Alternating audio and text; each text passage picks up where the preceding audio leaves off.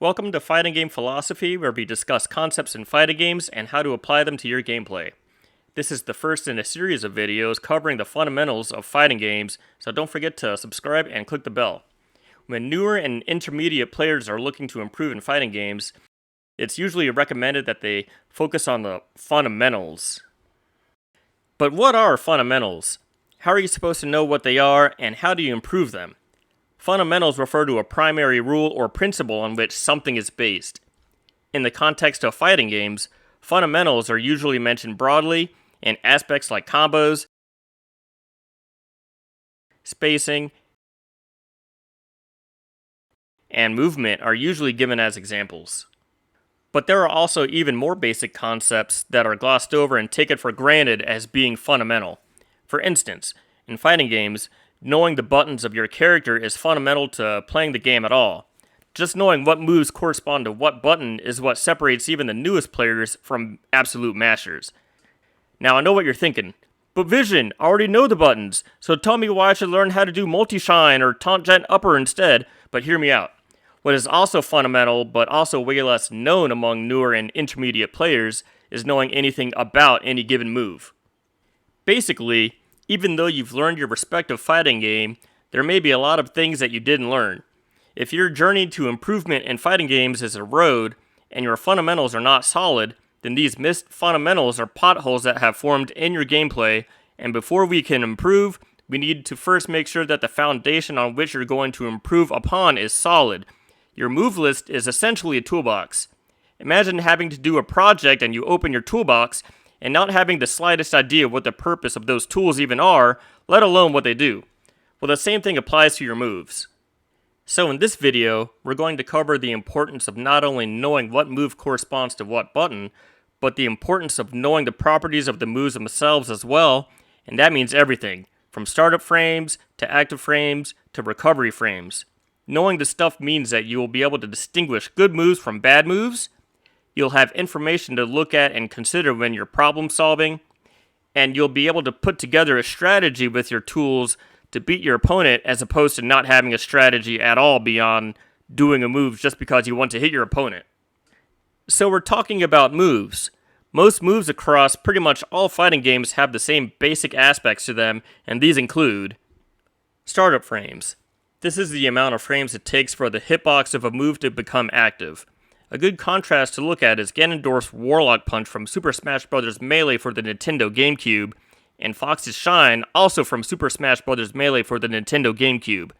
Ganondorf's Warlock Punch is 70 frames to impact, while Fox's Shine is 1 frame to impact.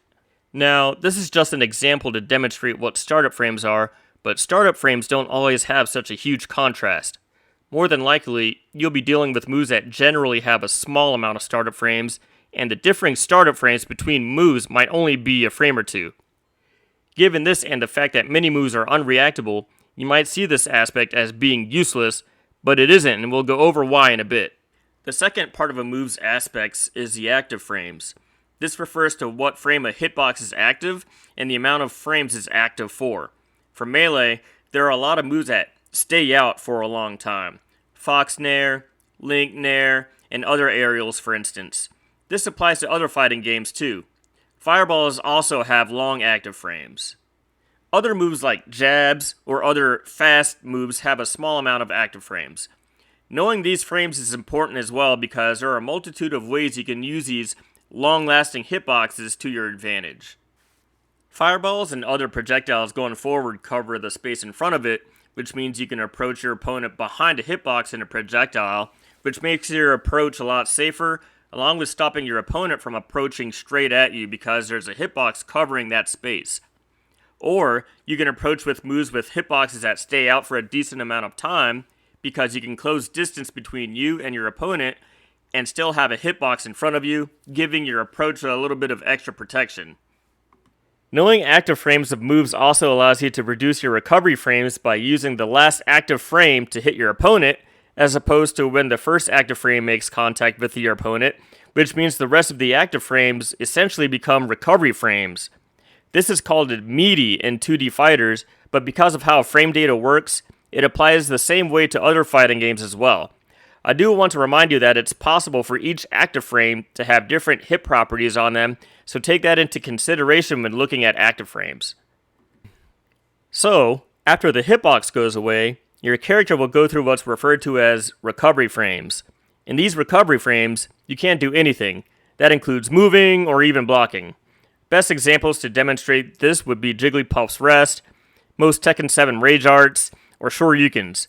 These are good, if not extreme examples, because if these moves are blocked, you can easily punish your opponent for doing them because they're in recovery frames and can't defend, and these moves have a visual cue that tells you that your opponent is basically a dummy waiting to get hit. Sorry, I saw an opening that seemed to scream out attacks, so I did.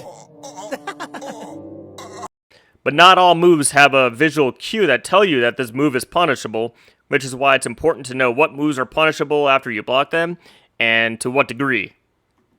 What we also need to look at is the effect your move has on your opponent when your move is blocked, or if it connected. Block stuns are the frames where the opponent is in blocking animation and cannot do anything until the block frames are over. Hit stun works in much the same way. So how do we put this all together?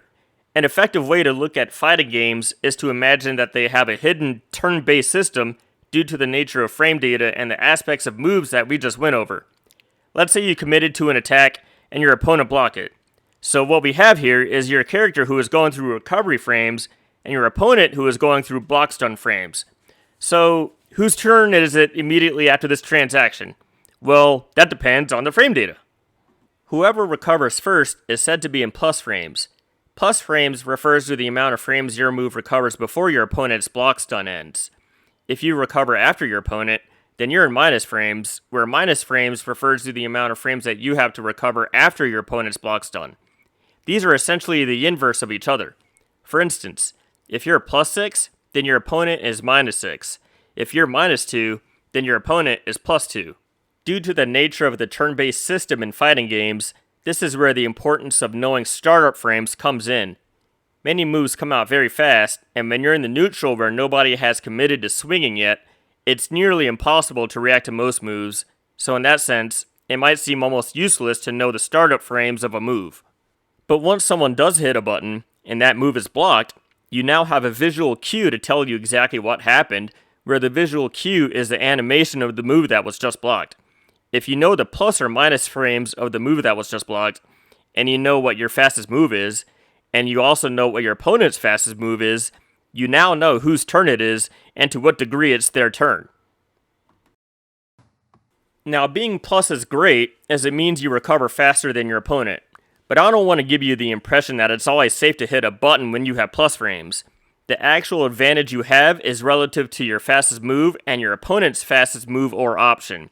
For instance, if you're plus 5 on block, and you take your turn and follow up with a move with 17 startup frames, and your opponent does a move with 10 startup frames, you will actually get hit despite being plus frames during the initial interaction. In fighting games, this is what is known as a frame trap, and the idea is to frame trap your opponent, not frame trap yourself. A common occurrence for players starting to apply their newfound knowledge of frame data is that they'll expect their opponent to respect the plus frames. In other words, they expect their opponent to acknowledge that they're in minus frames and thus use a defensive option like blocking. Players who may not be aware of the frames, or they just don't care, may instead swing at you despite being minus and ruin your setup. A good way to avoid this is to knowledge check your opponent. One way to do this is to not do anything with your plus frames and instead observe your opponent and see how they react to the situation. If you instead want to take your turn but also not frame trap yourself, simply use the fastest move that also covers the most options. If this move regularly connects after your opponent is in minus frames, then it means that they're not respecting the plus frames and you can continue to abuse your plus frames in this way. If your opponent continuously blocks this knowledge check, then it means that your opponent might be aware of that they're in minus, and this is where your mix-ups and setups come in, as well as moves that have longer startup frames. The next aspect of a move we're going to cover is the actual hitbox. This includes the size of the hitbox and at what angle it comes out at. This is where you get moves like anti-airs because the hitbox comes out above your character and can stop your opponent from jumping in on you. Just as important is the range on any given move. Once again, the toolbox analogy works wonders here. Knowing the hitboxes of your moves helps you decide what moves you should use for whatever situation you're dealing with. Do you have trouble dealing with opponents jumping in on you all the time? Check your toolbox and see what anti-air type moves you have. Don't want your opponent to get near you?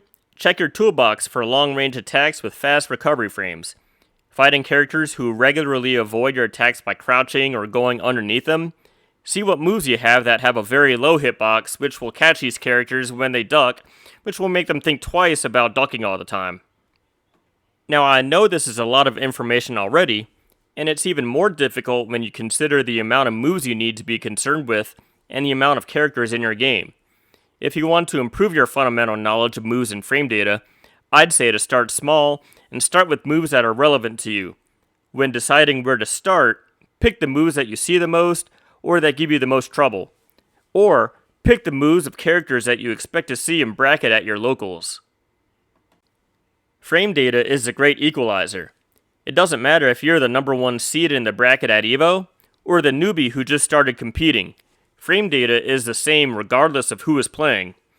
Moves are just tools, but with a basic understanding of your tools, you'll be able to make them work for you rather than against you.